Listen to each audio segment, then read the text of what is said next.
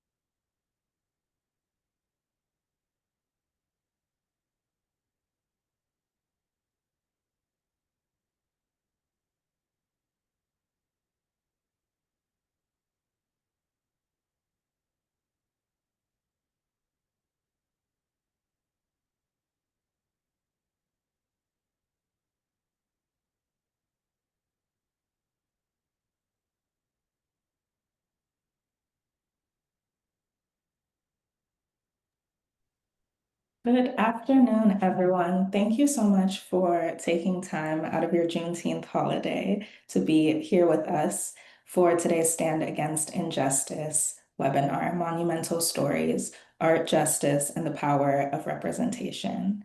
I'm Delano Mensa, the Social Justice and Advocacy Senior Manager of YWCA Nashville and Middle Tennessee, and it's my honor to be with you for this important conversation. I want to first start by extending our gratitude to our sponsors, the Nissan Foundation, the Harness Foundation, and Alliance Bernstein, whose generous support makes this series possible. Your commitment to equity and justice helps us continue the critical work of creating safe spaces for dialogue, learning, and action. And I would like to thank our incredible panelists who are here with us today. If you could please introduce yourselves, starting with Dr. Meg.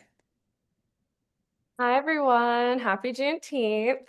So I'm Meg Jordan. I'm a sociologist and artist, and I study work at the intersection of social justice and how do we use art as a tool to build community.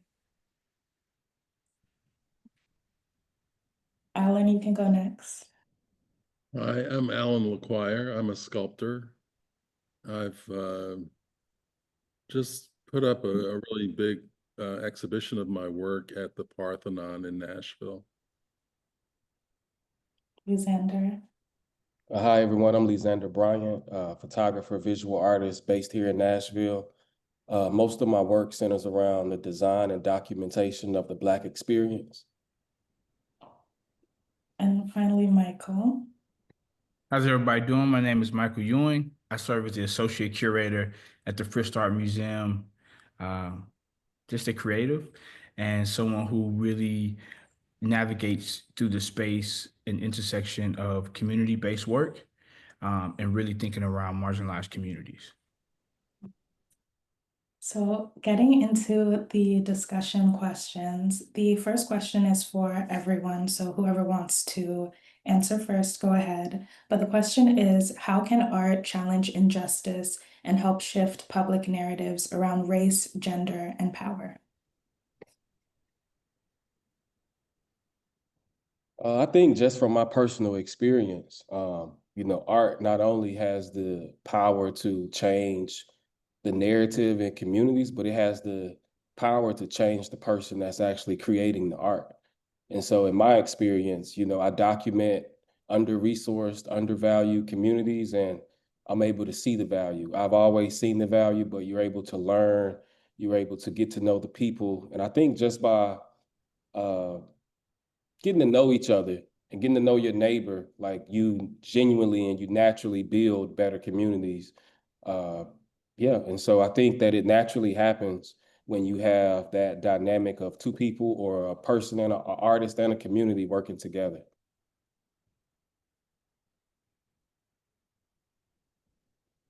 I think the artists serve to build empathy. I think a lot of artists display different marginal like identities, but also just like the fabric of like who even exists in these different communities and showing that vibrancy. So it's like a definition, like basically defining like, okay, what is Nashville? And like I'm just thinking about this mural I saw of Woke 3 in the farmers market, and it has like Palestinians and Mexicans and Puerto Ricans, and it's just beautiful showing everyone gathered around food. And that's something that like we can all agree on as humans is essential to our lives. So I think artists serve in showing that like commonalities and building empathy across difference. Love that answer. Michael, Alan. Well, I'm sort of coming from a more of a historical perspective. I'm a child of the 60s, so I'm a lot older than any of you guys. But when I go to make a sculpture, I'm thinking, monumentality. The figures that I've created for this current exhibit it's called Monumental Figures.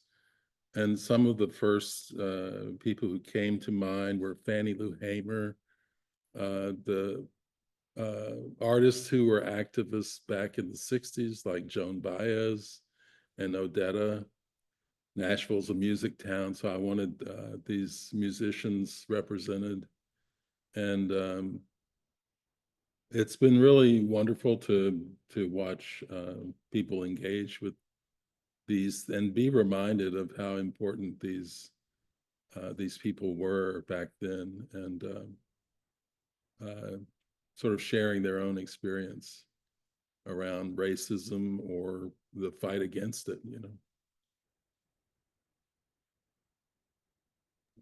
I think just to add to that, so I act as a curator, and I think that, many times there's a little bit of mysticism of what a curator does.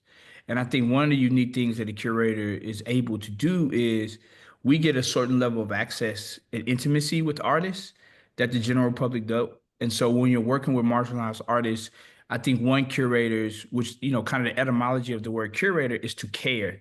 So it starts with a kind of care of understanding the artist's intent and their story.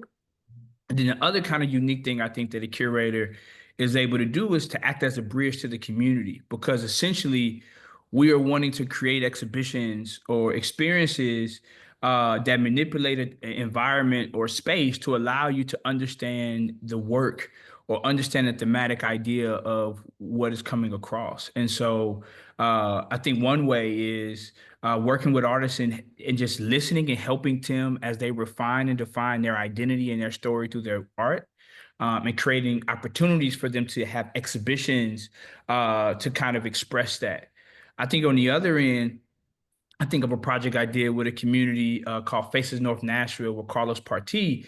It was that we were able to go into the archive and really just tell the story through historical record, through photography of a community that many times was marginalized, but more than that, that many times was politicized in a way that how do you also talk about communities in a way that doesn't just talk about the trauma or the trials? How do we also talk about the joy and the triumph? And so I think that's one of the beautiful aspects of curation is you both get to work with the artist, but you also get to work with the community to kind of create these and support these narratives that bring awareness to the margins, but also that give insights and support to kind of build upon more stories and more experiences in community.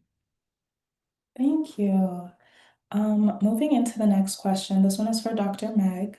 In what ways can artistic expression be a vehicle for both personal healing and collective resistance, especially for women of color, or especially for women and communities of color?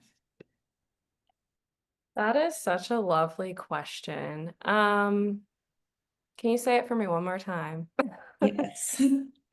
In what ways can artistic expression be a vehicle for both personal healing and collective resistance, especially for women and communities of color or Yeah. any marginalized group in general? Yeah, no, I love this question. So I went from being a painter and became a textile artist. And the week that I learned how to sew and like do embroidery stuff, I had a major loss in my family.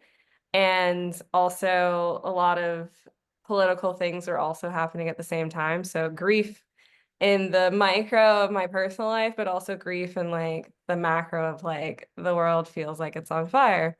I mean, in some parts of the world are.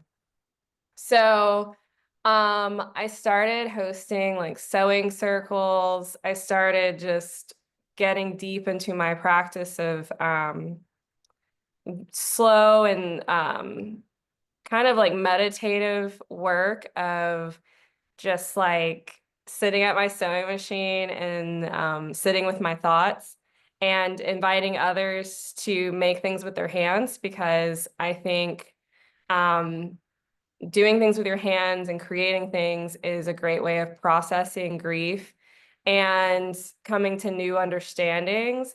And it's not like social change doesn't just happen with marches, which marches are nice because they're symbolic of people's dismay and want for justice.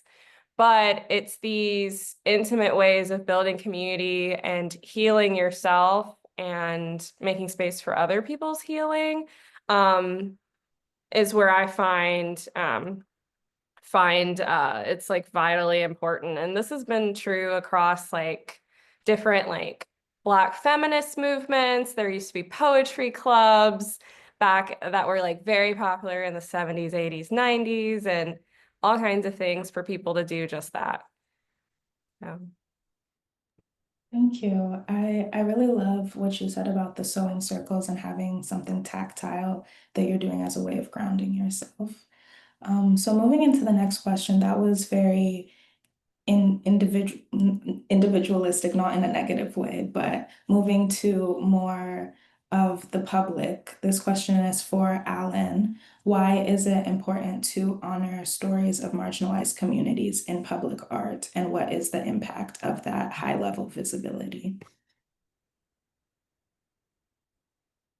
Well, maybe it's just because I'm older, but I seem to have more of a big picture, like I was talking before about the history and sort of the reaction against DEI policies.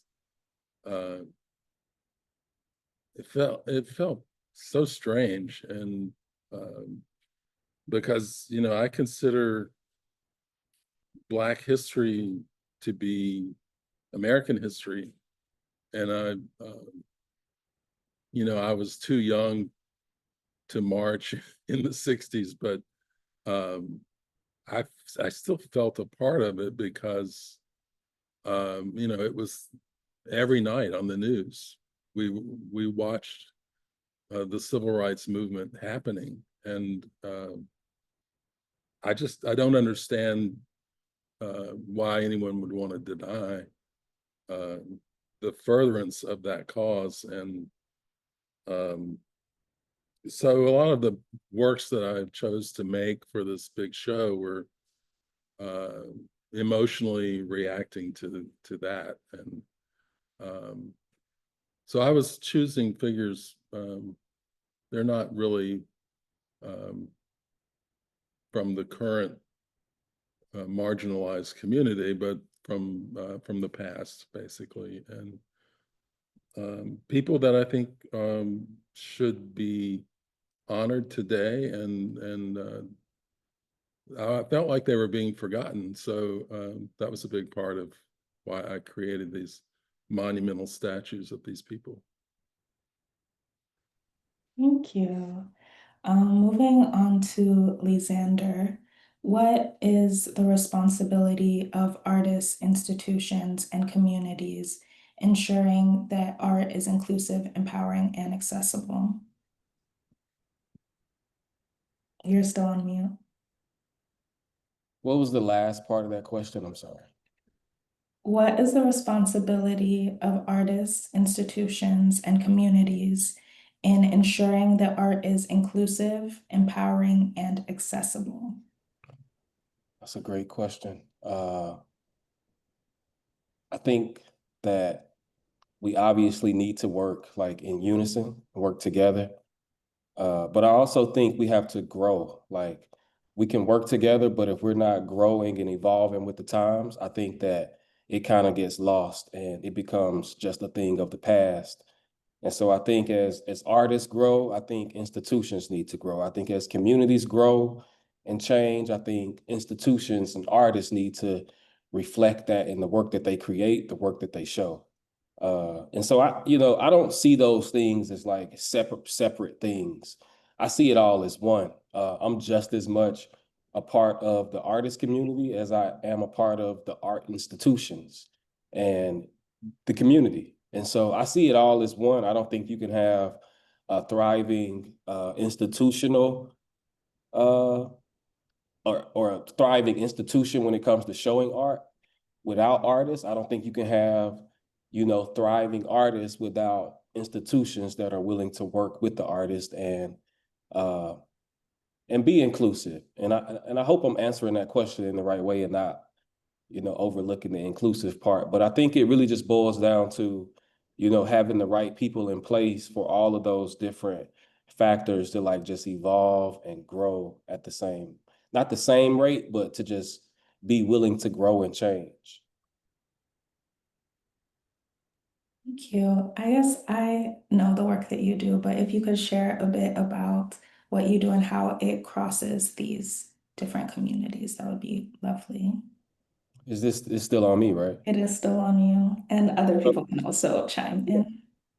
I think photography is a very intimate art form, especially the way I do it. I'm not standing across the street with this long zoom lens. I'm right here with you. I want to talk to you. I want to get to know you.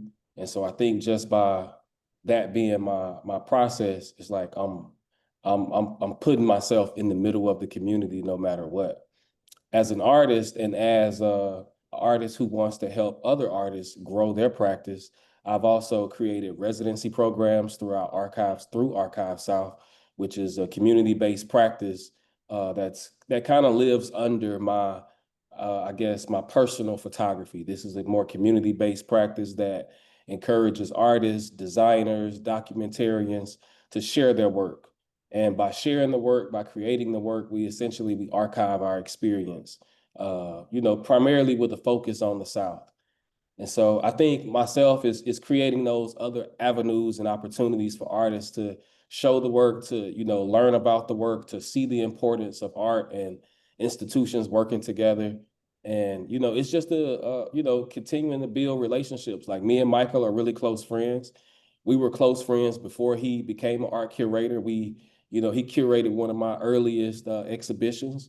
And so I've seen him grow as an artist, as a man, but I've also seen the work that he takes into the Frist and how, just him being a great person is a reflection of the work that the Frist gets to show, the involvement that they get to have in the community and just how deep it can really go versus, if he didn't have any connection to like the artists that were actually in the city, the work being created, you could feel that disconnect within the show, within the building. And so, like I said, I don't see those three things as separate. I see the community, the artist, and the institutions. I see it all as one.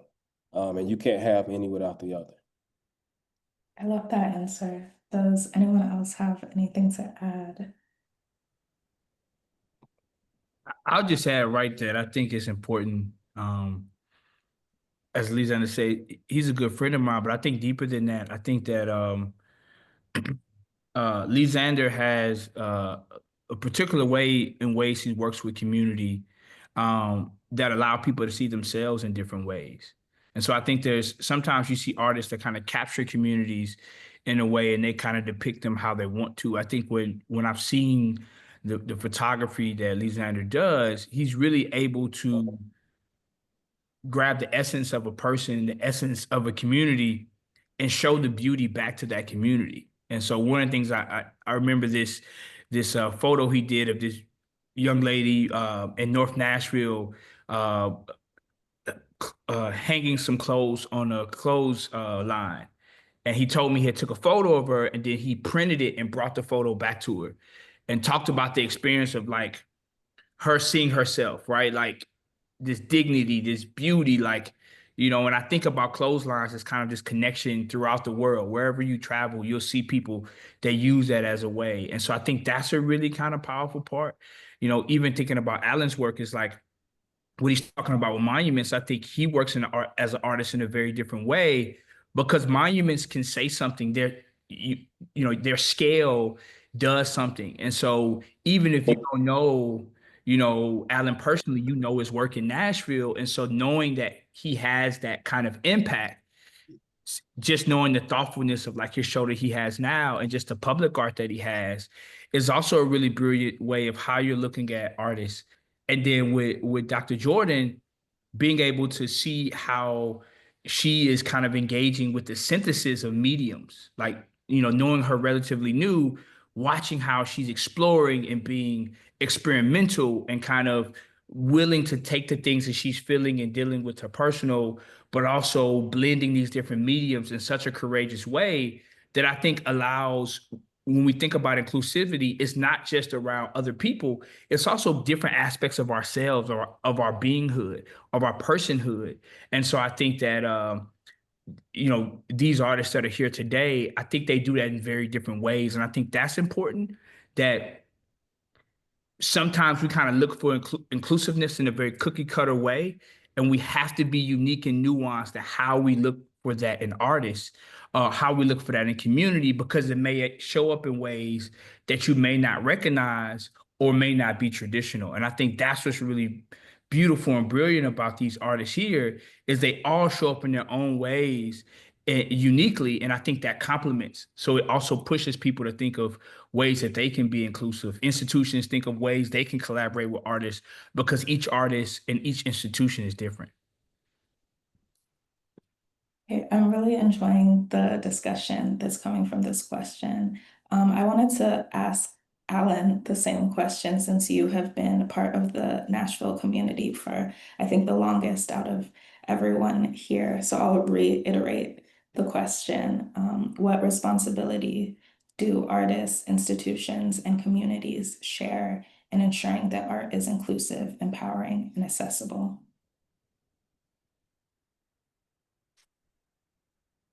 Well, I've been a member of several local organizations, and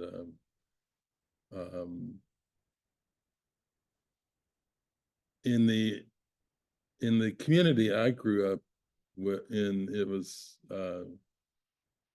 it was always very inclusive, and I don't know, I feel sometimes like I grew up in a bubble because my mother was an artist. All her friends were artists. My parents had friends who were both scientists and artists. And so in this world, you know, I, as a child, was protected from a lot of the stuff that was going on in the real world, you know, and everyone was well educated. Everyone took their work seriously, artists and scientists, and that's a beautiful world, and you know, that's the way it should be everywhere.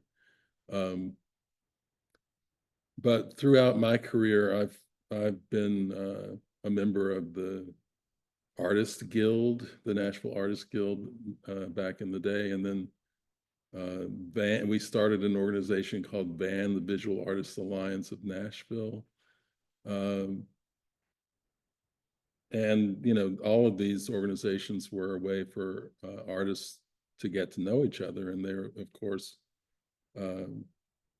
we're also reaching out by hosting group exhibits in their visual art. So we have, as an artistic community, we have a long history in Nashville of reaching out to different communities and welcoming everyone. Dr. Meg, do you want to add anything to this question? Sure, but I feel like a lot of great stuff has already been said, but I do want to highlight that I loved what Lee was talking about of like him seeing it all as one, like combined, like art institutions, creatives, the things.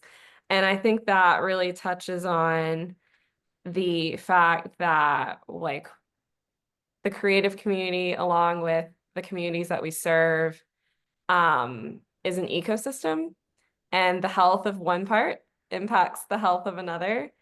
And so we should act like that at all times in our actions and how we relate to others in our ecosystem, in the literal and figurative sense. Yeah, that's all I would add. Thank you. For Michael, how can art be a unifying force for truth telling, bridge building, and movement building? You gotta repeat that one more time. I appreciate it. Because I just want, yeah. How can art be a unifying force for truth telling, bridge building, and movement building? I think it starts with the artist, right? I think sometimes when we don't always talk about when we talk about truth telling is safety. And what does it mean for an artist to feel safe to really say and express the things that they feel? Again, I think I'm amongst a group of artists that are very bold and very open to like speak their truth, right? Um, the other part is sometimes uh, we have to speak about things when we feel unsafe, right, or unwell. Um, James Baldwin has this kind of uh, this beautiful speech or a monologue that he does, and it's called like the burden of the artist. And he talks in that speech around this idea that artists have to be truth tellers, right? That because in some ways historians can say things, but they can be from skewed views. Political moments, politicians can say things, but they have an agenda. And artists have a responsibility, a moral obligation to speak truth to power. But he goes on to say that when you actually find out that people deal with insecurities, when you actually find out that people feel with uncertainties, that the moment that you bear witness to these truths that artists are able to express in mediums, it becomes a bridge because then people say, I too feel that way, right? I too have these emotions. And I think the reason that artists um, are so uniquely equipped for that is that I don't think language is enough, right? So when you think about a conversation, language is kind of one medium. Artists can do that, you know, through a photo, right? Through a textile piece, through culinary arts, right? Through a monument and a sculpture to make you feel empowered and enlarged in a way that words cannot pronounce. And I think that artists, through the various mediums, have their own language that allows them to be a bridge, right? Uh, and I think, you know, even more to allow people to see themselves, right? I think that when I look at some artists, sometimes what people are enjoying about the art is that artists many times create work that can be a mirror for you to look at yourself more deeply, more intently. They see a picture and you say, I see a picture with LeXander. I'm like, that could be my father. That could be my grandmother. That could be my nephew, right? And so how do I think about that in a different way? Right. And so I think that is something that is one of the greatest joys, I think, as a curator, is because we in real time get to see that brilliance sprout. We get to see that truth told. And in many ways, kind of jumping back to the question previous, is you have to have institutions that are okay with allowing you to speak your truth. right? So when we talk about what's happening politically, how are artists able to tell the truth in a space where erasure and censorship is happening?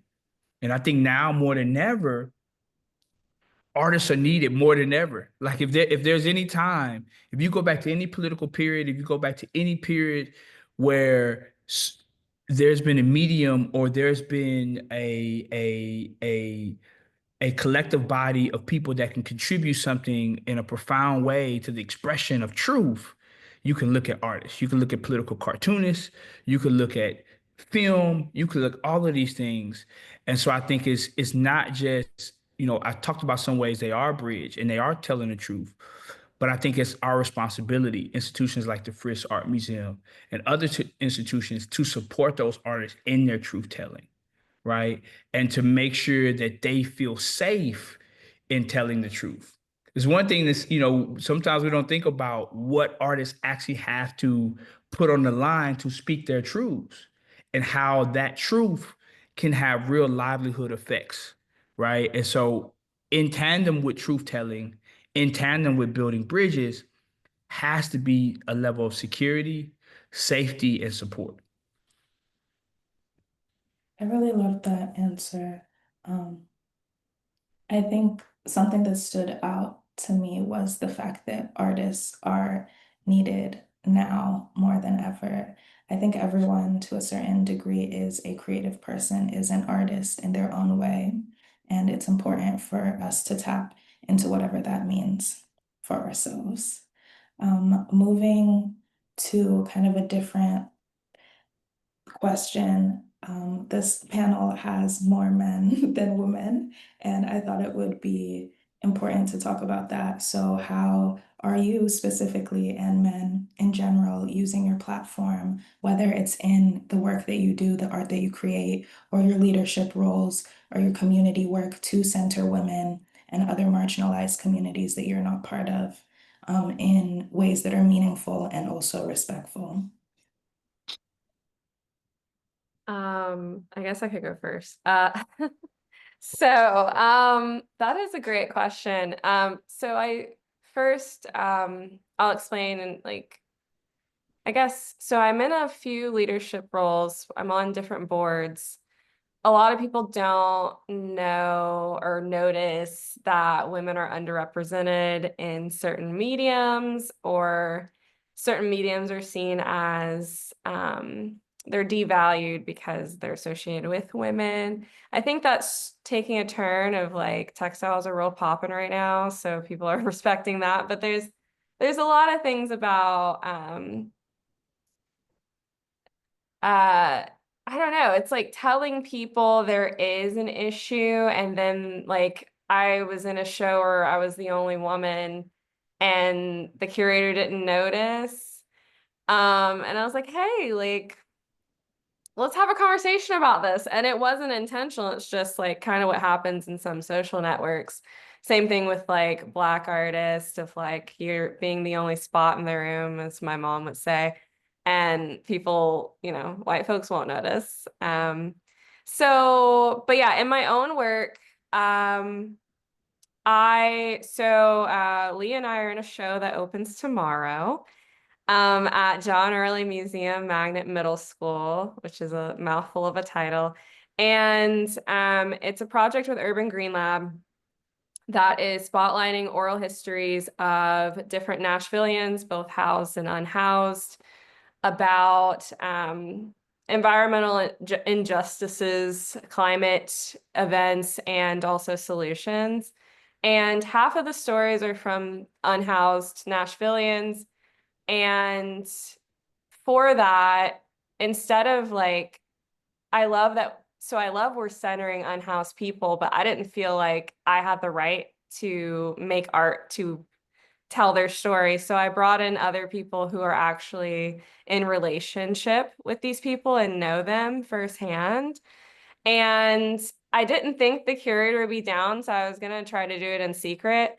But then I was like, I'll just tell the truth and tell her why we need to have this artist here and why he needs to just have as much freedom as he wants, with how he helps tell the story of the encampment that was just bulldozed for what reason? To serve elites and build a crew park that they don't even have the money for yet. They just bulldozed a housing structure that's been there since the 80s, like, for these people, and took down the trees. Like, so it's like, okay, like, truth telling and centering marginal voices is essential, making space for it and challenging people, challenging authority, even if it could have, negative consequences, because there are already people suffering the negative consequences.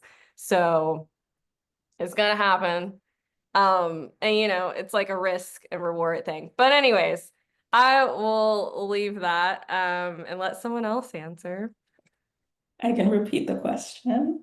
How can allies use their platforms, whether it is in art, leadership, or community work, to center marginalized voices in meaningful and respectful ways? You're muted again. You want me to go? Sure, LeXander was talking, but is on mute. Oh, okay.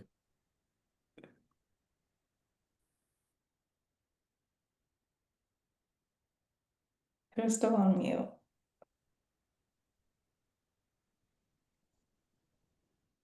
I'm sorry for the confusion. So repeat the question one more time. It's a long question. Sure. How can allies use their platforms, whether in art, leadership, or community work, to center marginalized voices in meaningful and respectful ways? Yeah, I mean, I found that even when I had the residency program, it wasn't about what I wanted to do. I started the program off by asking, or by setting the tone, letting them know that, like, I'm providing the space, materials, but hey, this is whatever you want to do. And I think sometimes we just have to step back and, like, let people cook. Like, we can't always, put our desires on Front Street. Like, we may have had the vision for it, but sometimes we got to just step back and, let people actually express what they want to express, and not put extra boundaries or restrictions on, where the story can go. And so, like, even how, when Dr. Jordan was talking and she stopped and she was like, I'm gonna let somebody, it's like, no, continue to talk, continue to express yourself, and let us know how you feel, because I think that's where it starts, is giving people the space, and, like Michael said, the safety, a safe space to express themselves, and, giving them the chance to just tell you what they want. Because sometimes you don't even get to that part if you start by telling them, this is what we're doing, this is what the show is about, this is, what work we're looking for. It's like, give them a chance to just show you what they have. And I think that just starts, I think that's just very, like, low level community building. That's like the community builder starter kit. It's like, you gotta start with the conversation. You gotta start to get to know the person that's sitting across from you. I really love that answer, and I like how you brought up your residency program. I have a question, personal question. What is something that you learned about a community through that program and through listening to them? That's a great question. What did I learn from listening to them? That I don't know everything, and that I don't always, like, my ideas don't matter. And we're talking about women, so I'm gonna big up Michaela Stovall. She was one of my residency artists, photographer. She's based here. I think she just got accepted into the Belmont Master's Program. She's an MTSU grad, but phenomenal artist, phenomenal photographer. And what she taught me was that you don't need anyone else to, like, build your ideas. Like, she would sew, she would paint hats, she would build the set, she was finding her own fabric. Like, she was doing everything herself. Like, she was doing the styling. And it just showed me the power of, like, when you give somebody the space, they can take it and do what they need to do with it. You don't have to, you don't have to hold their hand along the way. Like, she was teaching me more so than I was teaching her. I was just providing the space, but she was showing me just the potential that someone could have if you just kind of step out of the way. So I think the main thing that I learned was to just, even if I am in a mentor position where It's more so about letting them show what they have to offer versus me trying to find it and pull it out. It's like, no, I'm gonna give you the opportunity to show, and it's a judgment-free zone. It's like you can really just do whatever you want to do. And even when people visit the studio, I like to tell them it's not necessarily a studio, it's a playground. And so, have fun when you're here. Feel free to move things around and make it work for you. My favorite part of what you shared was the idea of reciprocation, that when you are stepping outside of yourself, as much as you're giving something to that other person, you're also gaining something and a new perspective. Alan, you were going to say something, so I'll let you speak now. Well, I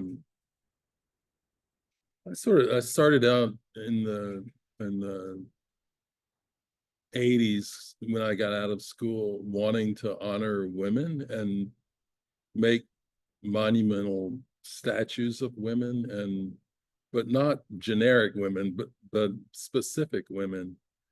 But I was sort of subject to whatever commission work I could find.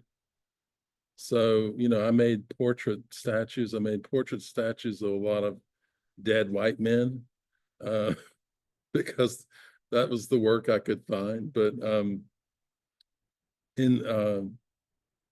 I won a competition to make a woman suffrage monument back in the 90s, and it led to 4 other woman suffrage monuments. So I'm proud to say I've created permanent portraits of women in public art around the state of Tennessee, of 25 different women. So I've sort of tried to level the playing field, or level the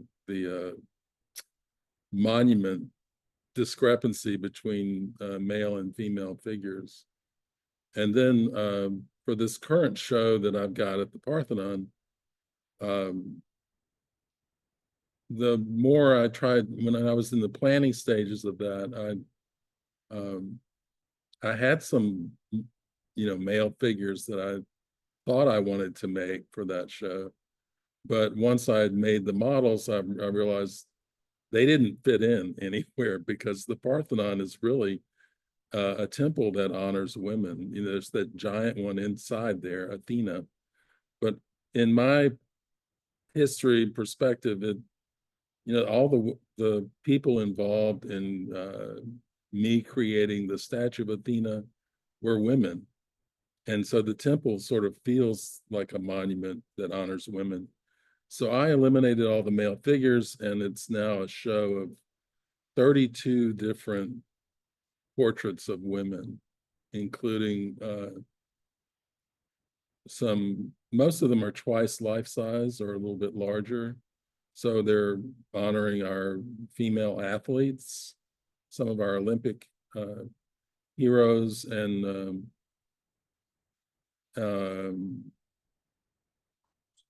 doctors, and Diane Nash, activists like Diane Nash. So anyway, I'm really proud of it. I hope you all can get down and see it at the Parthenon. Yes, and we've included in the chat links to more information to see this work, to see LeXander's work, Dr. Jordan's, and Monumental Figures at the Parthenon. I am curious what your answer is, Michael. If you'd like me to repeat the question, I can. No, I think, man, Lee said something I think that was really powerful. Is like, sometimes just getting out of the way, right? Or getting in the way of like, how can I help, right? So one of the projects that comes to mind, and you were there at the talk, is the Wildflower Project that Danielle Myers did. And again, I like to reiterate this because I think it's kind of mythified a bit, is that curators really do get a certain level of access to artists that is really sacred. And so I was able to, Danielle being a very close friend of mine, just see how healing that project was for her, how cathartic it was for her to navigate through that. And one thing that's really interesting is that sometimes artists, and I get on LeXander about this sometimes all the time, is that sometimes artists are so brilliant in their process, and people that are in their kind of close circle know this brilliance about them, but the general public doesn't really get to be fortunate to really understand the insights and kind of the depth and the intentionality of what they're doing. And so in the case of Daniel Myers, I was like, man, I would love to just have a breathing exercise and talk with you in the middle of your project around your process. And so representation is really important, but also presentation is really important. Is that how do you also not just have people there, but how do you present their stories? How do you hold space for them to present their stories? And so in that particular case, it showed up as programming. It's like, here's this phenomenal artist who's already doing this, community center programming and thinking really intently about meditation and mindfulness and biomimicry and being in nature, but then just being able to talk to her through that and then highlight some of the kind of personal conversations and personal development that she had that she felt comfortable to speak about. You could really see how the audience resonated with that. And I think that's another thing too, is that, you know, intently listening to artists and pushing them and inspiring them to expound and explore um, aspects about themselves and about their practice that are really powerful. I think of an artist, Naja Woods. I curated one of her early shows around the psychology of color and her honoring her grandmother, and every artwork that she does has these kind of French titles because her grandmother was a French teacher, and now is a way to honor her. And we had a talk around that and just learning about her practice and how she's like, I'm wanting to create work that creates mental wellness and help for people. And so I think one of the really extraordinary things that, and I think kind of Lee alluded to that too, is that one of the extraordinary things about getting out of the way and supporting others is you gain a lot from it.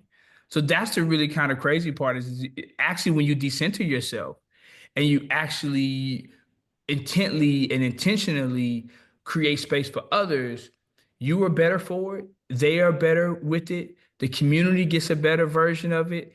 And so everybody really kind of are able to yield a harvest from that.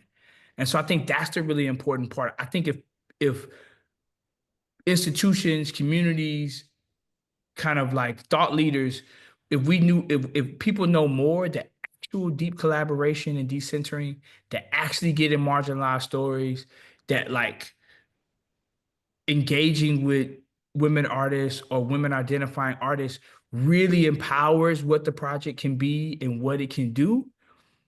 If you knew what the output was, I think a lot of people would. And I think that I think it's evident in the city of Nashville. And so I'm really fortunate to have and be around such incredible artists here. But I think that's the thing that's my biggest takeaway is that, as a curator, the thing I can do is create space, but also as kind of someone who's advocating for it, is to tell people everything is greater for it, right? Like what you actually think it will be something totally different. I think, when LeXander was talking about Michaela's, like he was able to witness a person's brilliance of doing it all, right? And just, he was like, all I had to do was give her the space. And that's really all that was needed. So sometimes it's not this like roll your sleeves up and you have to give a lot. Really, sometimes it's just like saying, hey, I'm here to support you. If you need me here, how can you utilize my facility? How can you utilize my platform? How can we support you? And then getting out the way and letting the person, bloom and explore. And so, yeah, I really think that's so important. And I think that's, essential to growing the ecosystem. Is that collaboration and is that cross-pollinating of help and service to one another. These have all been such great responses. I saw in the chat someone mentioned that they aren't a creative person, but this was really inspiring to them. So I wanted to ask, how can organizations and people who aren't inherently creative or artistic support the intersections of art advocacy and equity in their work and daily lives?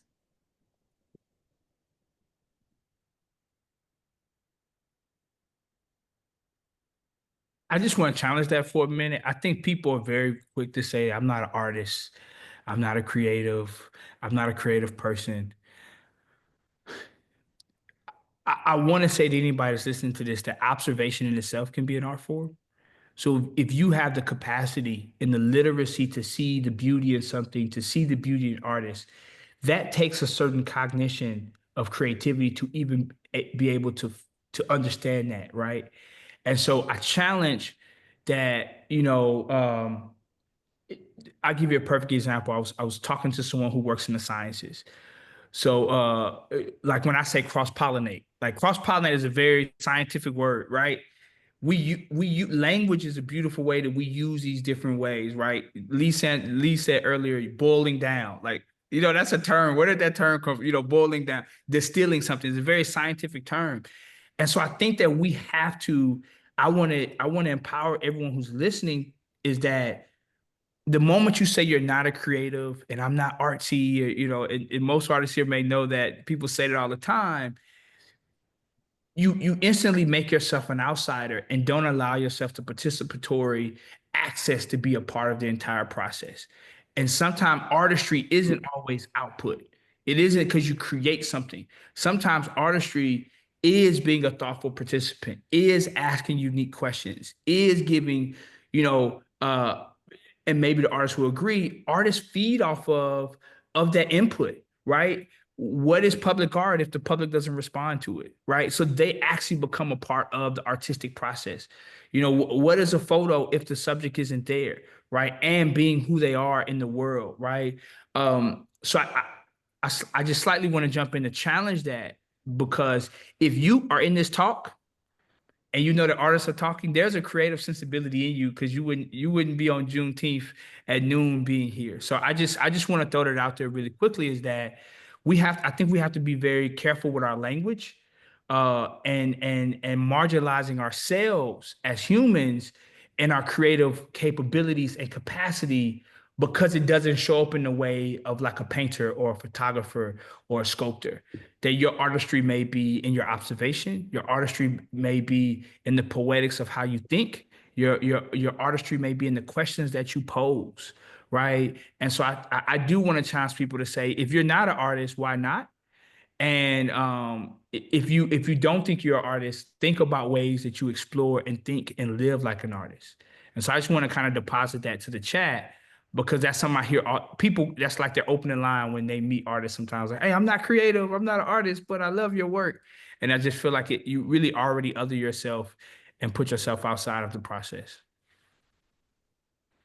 I would love to hear from Dr. Meg, LeXander, and Alan in that order. And this is our final question. Can you I say? can repeat it. Yeah, thank you. Yes. How can non-inherently creative people and organizations support the intersection of art, advocacy, and equity in their work and partnerships? Yeah, okay. So for organizations, I think partnering with artists, building in artist residencies to collab with their staff, make them think differently about things, and reach the public in ways that are actually engaging. And I think it's just like a win-win for all parties involved, because bringing that creativity into a space expands the value and reach of the work, and in a multitude of ways. And then on the personal level, how can people support who might not see themselves as creative? At the moment, they can purchase artwork from artists or take workshop classes from artists.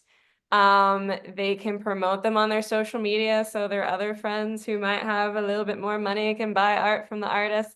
Or even just do studio visits. And even if it's like, outside of the visual arts, a songwriter or something, like go to writers' rounds, sit and like support, pay cover fees, because people spend $1,000 to go to Beyonce, but not even $10 to go see local songwriters. So, which I mean is Beyonce, but still, like, anyways, that's my answer. Yeah. LeXander? Yeah, I think Michael and Meg said a lot. I mean, that's a lot of support. I think, financial support for artists and institutions always, is always good. I think we just have to keep the conversation going. We have to keep the line of communication open and yeah, just continue to grow with each other, not me growing for my personal gain, or the institutions growing for their personal gain, but understanding that like we work together and growth benefits both parties. And yeah. Finally, Alan. Yes, buy art. Please. No, I think it's also important to support children and their studies and make it clear that art is an option for them. Shout out to Lynn Edmondson and what she does at the John Early Magnet School. That's a great program. I've met so many young kids who were offered an opportunity there and a new perspective, that they wouldn't have had normally. And I identify with that because it was when I was a kid, it was having those tools in front of me that sort of saved my life. I feel like it really was a lifesaver, that when I learned that I could do something with my hands, that would sort of answer questions. I could make invisible things visible.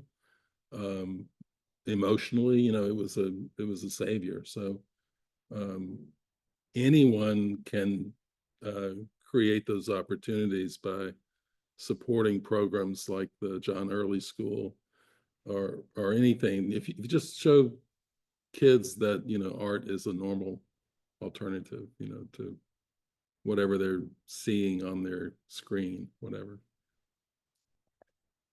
This has been such a lovely conversation. Before we conclude, if people wanted to share any upcoming events that they have so people can actually support you, that would be great.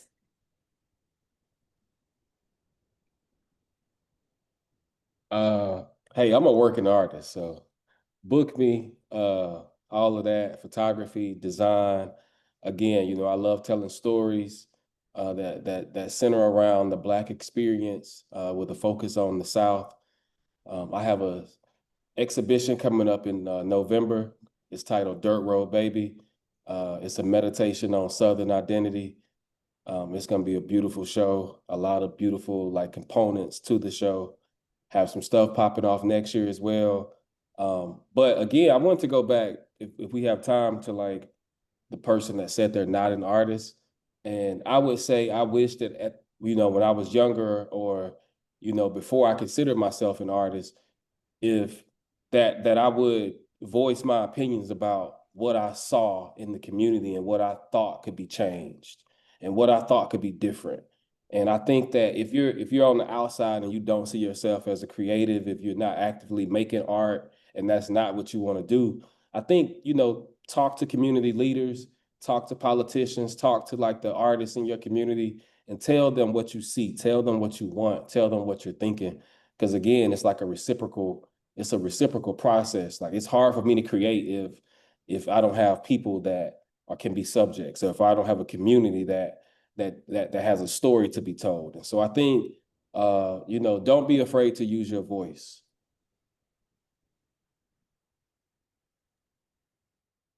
I'll go next. So the John Early Museum Magnet Middle School show, Voices of Resilience with Urban Green Lab, opens tomorrow at 11:30. So if anyone can make it, please hit us up. It'll be a great show, and the middle schoolers have awesome art to share too. I have some work in that show as well from the 2020 tornado. So again, just talking about the stories of resilience. Thank you all for being part of this conversation, for being here on a holiday. Thank you so much for your insights. This conversation will be uploaded to our YouTube and we will share on our social media. Enjoy the rest of your Juneteenth. Thank you. Thank you.